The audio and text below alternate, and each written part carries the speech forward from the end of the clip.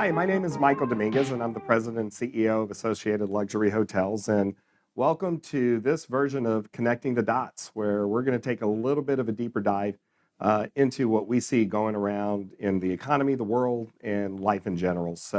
I want to thank my friend and our partner, Tim, who is going to join us today. And Tim, I'm going to turn it over to you. Thanks, man. Tim Albaum, CEO of Vario for a live events production business. I'm excited to be here with Mike today to talk about some really important topics. So why don't we just jump right in, right? I'd look forward to it. Let's go. I think ultimately everyone's wondering, it's election year. What are we doing in election year? We've got, watching the news, it's just pessimistic. No one wants to be in an election year cycle. So can you tell us how that might affect what's going on in our industry and overall?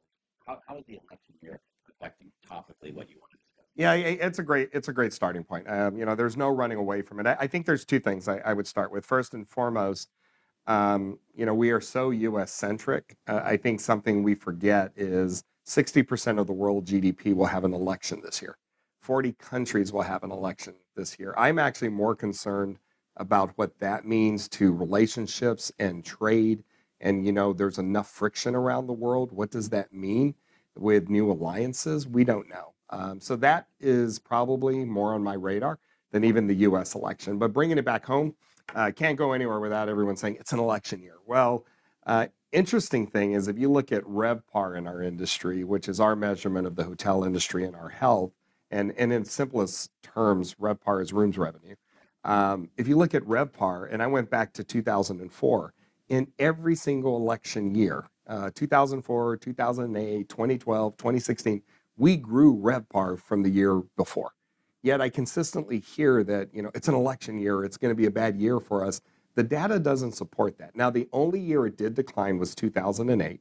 But I remind everybody that, it was Lehman Brothers. Lehman Brothers collapsed in September of 2008, and that means we lost the entire fourth quarter. So that downturn had nothing to do with the election. It had everything to do with the economic environment and the Great Recession that was beginning.